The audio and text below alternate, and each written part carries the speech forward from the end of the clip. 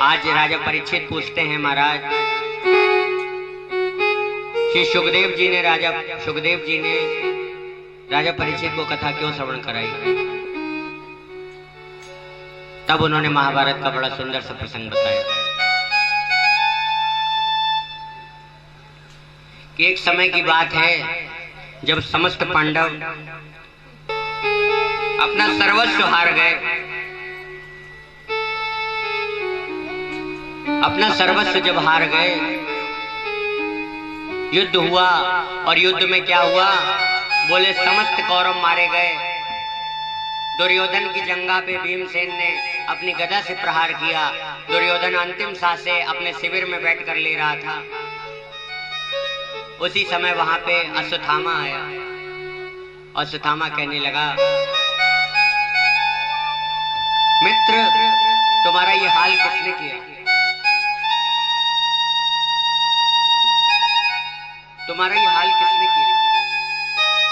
कहा, मेरा हाल ये पांडवों ने किया। क्या चाहते हो? बोले दुख इस बात का है कि हम 100 थे, हम ढेर सारे थे, हम में से कोई नहीं बचा। पांडव 5 थे और इनको कुछ नहीं हुआ। बोले क्या चाहते हो? बोले मेरी आत्मा को तभी शांति मिलेगी, मेरे मन को तभी प्रसन्नता होगी जब तुम जाओ और 5 पांडवों का सर मेरे समक्ष प्रस्तुत करो। आज 5 पांडव गए तो मक्तो, लेकिन भगवान को पता है, संकट आने से पहले ही भगवान को पता चल जाता है कि मेरे भक्त पे संकट आने वाला है। आप भागवत कथा में आज आ गए हैं, इसका मतलब है कि कभी भी भगवान न करे आपके जीवन में संकट आए, उससे आने से पहले ही श्याम मेरे कन्हैया आपकी व्यवस्था कर दें। आज 5 पांडवों के शिविर के बाहर अश्वत्थामा आने वाला था, मारने के प्रयास से 5 पांडवों का सिर धड़ से अलग करने के लिए, लेकिन आज कन्हैया डंडी लेकर छड़ी लेकर बाहर खड़े थे। 1 घंटा हो गया, 5 पांडव सो रहे थे, भगवान से रहा नहीं गया, तो भगवान छड़ी लेके अर्जुन के पास गए और अर्जुन को उठाया, चद्दर खींचा और कहने लगे, अर्जुन तुम्हें पता है तुम्हारे साथ 5 मिनट बाद क्या होने वाला है? तुम्हारा समय पता है? अर्जुन ने क्या कहा पता है? अर्जुन ने कहा, जिसको चिंता है वो जाग रहा है और जिसको चिंता नहीं वो सो रहा है। इसलिए हे द्वारकाधीश, हे बंसी वाले, मुझे सोने दो, आप जागो, आपका काम है जागना।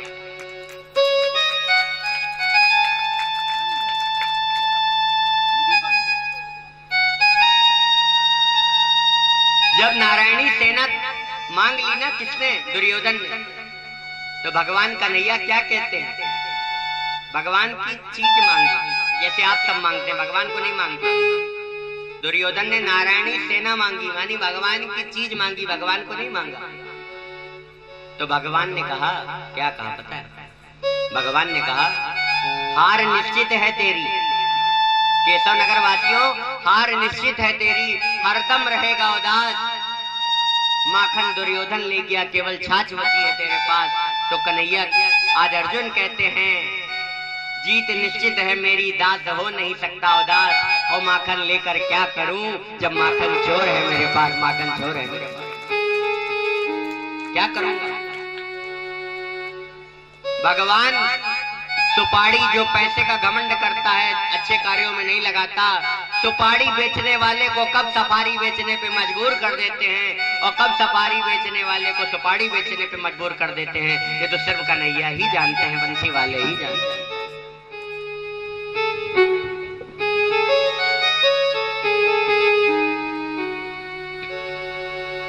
लेकिन भगवान ने कहा, फिर भी मुझे लगता है तुमको यहाँ नहीं रुकना चाहिए। तो भगवान आज ले गए 5 पांडवों को और उसी जगह 5 पांडवों के 5 पुत्र आज उसी जगह पे लेट गए। अश्वत्थामा आया और उन 5 के शीश को काट दिया। पांडव समझ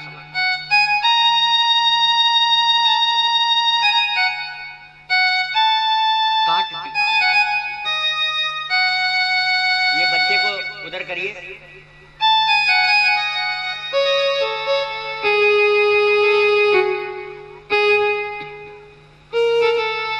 शीश काट दिया। अब बताओ मेरी माँ, जिसके 5-5 पुत्रों को मार दिया जाए एक साथ, उस माँ के ऊपर क्या बीते? जिसके जवान बच्चे चले जाएं, मर जाएं, उस माँ के एक बच्चे नहीं 5 बच्चे एक साथ, 5 बच्चों की लाश सामने रखी थी। आज द्रौपदी को पता चला, माता शिशूनां निधनम सुताना निसम्य घोरम परितव्यमाना।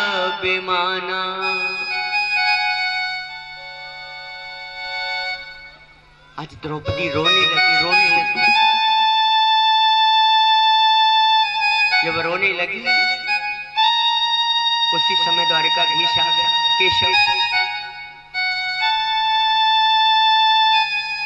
कहने लगी, केशव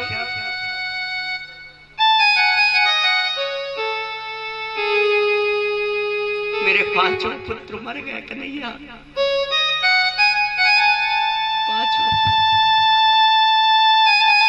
केशव मैं कहाँ जाऊं?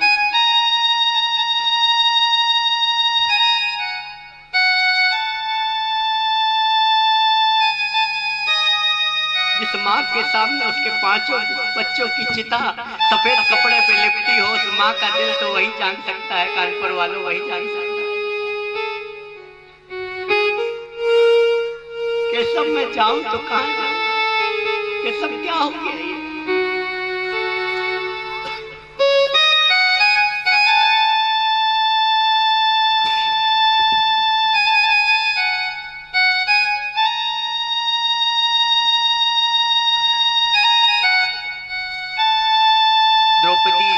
जोर जोर से रुदन करने लगी। भगवान ने समझाया। तब तक अर्जुन आ गया। अर्जुन ने कहा, ये किसने हस्र किया? बोले इन बच्चों का हत्यारा कहीं भी छिपा हो, आकाश में छिपा हो, पाताल में छिपा हो, मैं उसको छोड़ूंगा। बोले कौन है इनका हत्यारा? बोले अश्वत्थामा है।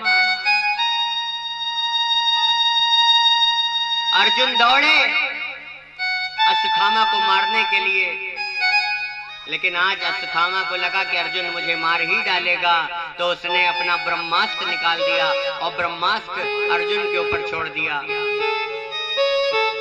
आज अर्जुन गए। कृष्ण कृष्ण महाबादो भक्तानां भयंकरा। हे कृष्ण, हे द्वारिकाधीश, मेरी रक्षा करिए। भगवान ने कहा, क्यों चिंता करते हो, मैं हूं तुम्हारे साथ। सांवरा जब तेरे साथ है, तुझे डरने की क्या बात है मेरे प्यारे। भगवान ने कहा कि कभी कभी विष की औषधि भी विष होती है। जब किसी को सांप काट लेता है मेरी माँ, तो उसे कोबरा का, जिस हल्के सांप ने काटा होता है, उससे बड़े सांप का जहर उसके अंदर डाला जाता है। जब जहर से जहर टकराता है तो सर्प नष्ट हो जाता है, जहर मर जाता है। कांटा चुभ जाए तो कांटे से काटो, कोई निकाला जाता है।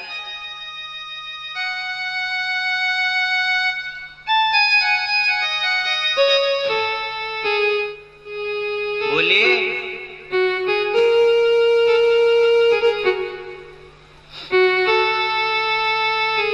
एक काम करो, इसने ब्रह्मास्त्र छोड़ा है, तुम भी ब्रह्मास्त्र छोड़ो। आज अर्जुन ने भी ब्रह्मास्त्र छोड़ा और ब्रह्मास्त्र से ब्रह्मास्त्र टकराए, तो आज दोनों नष्ट हो गए, खत्म हो गए। आज अर्जुन अश्वत्थामा के बाल खींचकर द्रौपदी के सामने ले गए। बोले महारानी, देखो आपके बच्चों का हत्यारा मैं ले आया। अब बताओ, इसको तलवार से काटूं, इसके छोटे छोटे टुकड़े करूं, इसको जमीन में गाड़ूं या इसको जिंदा जला दूं? बताओ क्या करूं? द्रौपदी कौन है? बोले भगवान की बहन है, जो क्षमा करना जानता है, जो सबको क्षमा कर दे, जो दूसरे की अच्छाई देखे। कहा कि अगर आप इसको मार दोगे तो कल यही लोग कहेंगे, जिस गुरु द्रोणाचार्य ने पांडवों को शिक्षा दी, उसी के बच्चों को, उसी के बच्चे अश्वत्थामा को पांडवों ने मार दिया, ये गुरु दीक्षा दी।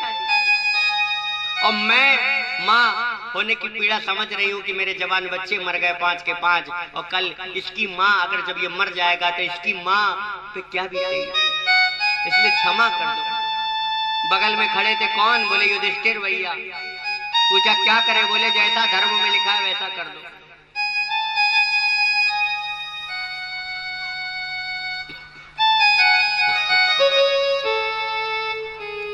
भीम खड़े थे, बोले तुम सब छोड़ भी दोगे तो भी मैं अपनी गदा से इनको नहीं छोड़ूंगा। नकुल सहदेव कहते हैं बोले मंजले भैया जैसा कहें वैसा कर दो। बगल में खड़े थे द्वारिकाधीश श्री कृष्ण, बोले क्या करना चाहिए? भगवान ने कहा ब्रह्म बंधुम हंतव्य आतताई व्रदाहण। ब्राह्मण कैसा भी हो उसका वध नहीं करना चाहिए, कैसा भी हो। और 5 बच्चों का हत्यारा कोई भी हो उसको क्षमा नहीं करना चाहिए। अर्जुन कहते हैं प्रभु कभी आप कहते हो छोड़ देना चाहिए, फिर कहते हो मार देना चाहिए। आप जैसे 2-4 न्यायाधीश मिल जाए तो हो गया कल्याण। बोले करें तो क्या करें? बोले ब्राह्मण का वध होता है, सबसे बड़ा वध होता है उसका अपमान। एक ब्राह्मण का अपमान कर दो यानी उसका वध के ही बराबर है। दुनिया में हर चीज का अपमान करना, लेकिन ब्राह्मण का अपमान मत करना, क्योंकि भगवान का अपमान कर दोगे भगवान क्षमा कर देंगे, लेकिन अगर भगवान के भक्त का अपमान कर दिया, हंसी उड़ा दी, तो एक बात याद रखना तुमको भगवान भी नहीं बचाएंगे, कोई नहीं बचा सकता। पूरे परिवार का विनाश मैंने होते हुए देखा है। इसलिए अपने मुख से कभी ब्राह्मण का अपमान मत करो।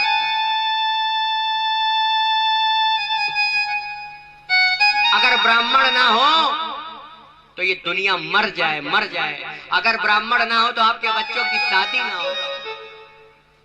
अरे हम शादी में 5 लाख टेंट में खर्च करते हैं, 2 लाख रुपए भोजन में खर्चा करते हैं, और दिन भर भूखे पेट रहकर हमारे बच्चों की, हमारी बेटी की, हमारे बच्चों की शादी कराता है। अगर वो 2100, 5100, 11,000 ले जाता है तो हम कहते हैं पंडित जी लूट ले गया। ये क्या है धारणा?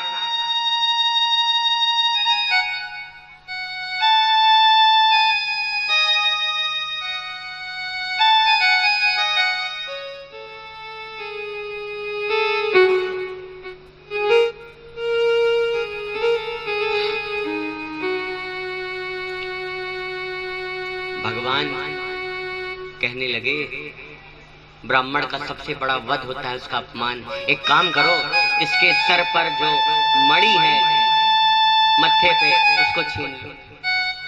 आज मणि छीन ली, लेकिन ईर्षा तू ना गई मेरे मन से। मेरे घर में 1 लाख की गाड़ी है, मेरा 1 लाख का नुकसान, 1 रुपए का नुकसान हो, फायदा हो जाए, लेकिन पड़ोसी का 2 लाख का नुकसान हो जाए, ये मुझे मंजूर है। ईर्षा, ईर्षा तू ना गई मेरे मन से। जो जीव ईर्षा करता है उस पे भगवान की कृपा कभी नहीं होती, कभी नहीं होती। भगवान की पूजा करो मत करो, भंडारे करो मत करो, लाखों रुपए खर्च करो मत करो, लेकिन किसी से ईर्षा मत करो मेरी माँ, ईर्षा मत करो।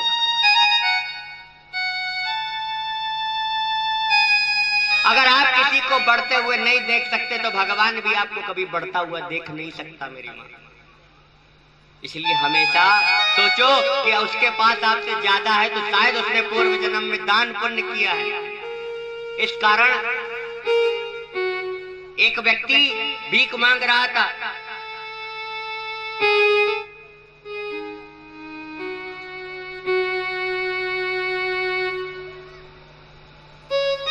पुनर्जन्म, एक ही दिन एक ही समय पे 2 बच्चे पैदा होते हैं। एक ही दिन एक ही समय एक ही मुहूर्त पे 2 बच्चे पैदा होते हैं। एक बच्चा अमीर आदमी के घर पैदा होता है, एक बच्चा कानपुर में फुटपाथ पे पैदा होता है। जो लोग कहते हैं हम पुनर्जन्म को नहीं मानते, उनसे मैं प्रश्न करता हूँ, बताओ उसने कौन सा बड़े आदमी के बेटे की औलाद ने कौन सा कृत्य किया था कि उसको भगवान ने इतना पैसे वाला बना दिया, और इस गरीब आदमी फुटपाथ पे रहने वाले को कौन सा पाप किया था जिसको भगवान ने गरीब बना के पैदा किया। 2 व्यक्ति भगवान के पास गए, बोले भगवान से कहने लगे कुछ मांगो। एक व्यक्ति कहता है आपने दिया तो बहुत था लेकिन चला जाता था, ऐसा कुछ कर दो कि मुझे किसी को देना ना पड़े, बस मैं हमेशा लेता रहूं। तो भगवान ने तथास्तु कह दिया। दूसरा व्यक्ति कहता था आपने दिया तो बहुत था, लेकिन मैं किसी को देता था तो बड़ा दान कम करता था, इतना दो मुझे कि मैं हमेशा दान करता रहूं। जो व्यक्ति कहता था मैं दान करता रहूं, उसको भगवान ने राजा बनाकर भेजा, और जो व्यक्ति कहता था सिर्फ लेता रहूं, उसको भगवान ने भिखारी बनाकर भेज दिया, भिखारी बनाकर। एक व्यक्ति मंदिर के बाहर, उसकी कंडीशन इतनी खराब थी, उसके दोनों पैर टूटे थे, रक्त बह रहा था। एक नौजवान व्यक्ति गया और कहने लगा कि तुम्हारी इतनी बुरी कंडीशन है, तुम भीख मांगते हो? वो भिखारी कहता है उससे कि मैं सुनो, मैं भीख पता है अपनी पेट भरने के लिए नहीं मांग रहा हूँ, जितना तुम्हारे पास धन है कल उससे कई गुना मेरे पास था, लेकिन मैं तुम्हें कुछ शिक्षा दे रहा हूँ कि मेरे पास रहते हुए मैं दान नहीं कर सका, इसलिए मैं यहाँ बैठा हूँ कि कल को तुम्हारी भी स्थिति यहाँ ना हो, इसलिए दान पुण्य करते रहो भक्तों, दान पुण्य करते रहो।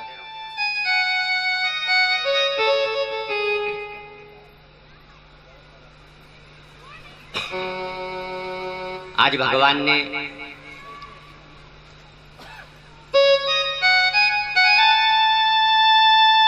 अर्जुन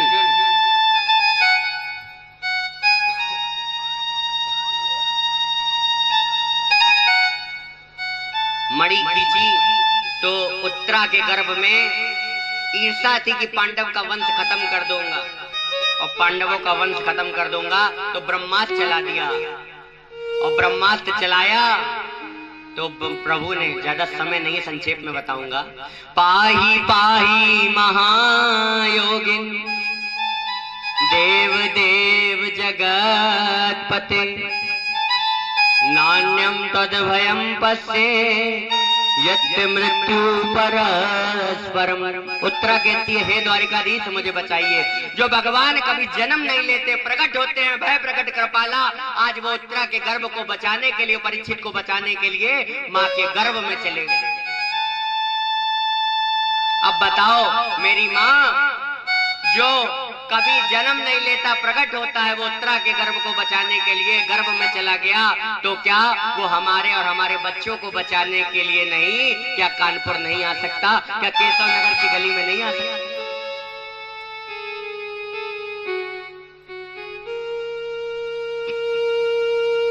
आएगा।